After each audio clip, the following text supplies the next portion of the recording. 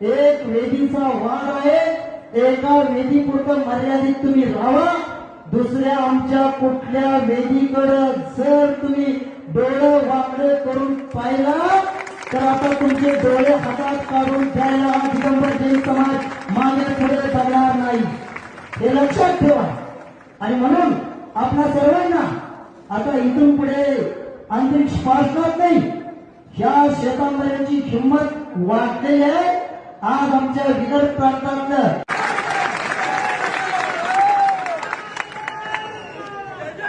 आता मी सांगण्याची वेळ आली, कारण मी एवढं पोट तिकडे का बोलतोय, तिथला जो अन्याय अत्याचार मी प्रत्यक्ष उद्या डोळ्यानं पाहतोय आणि मी सहन पण करतोय.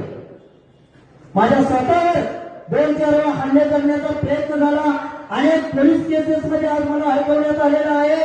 मी या कुठल्या हल्ल्याला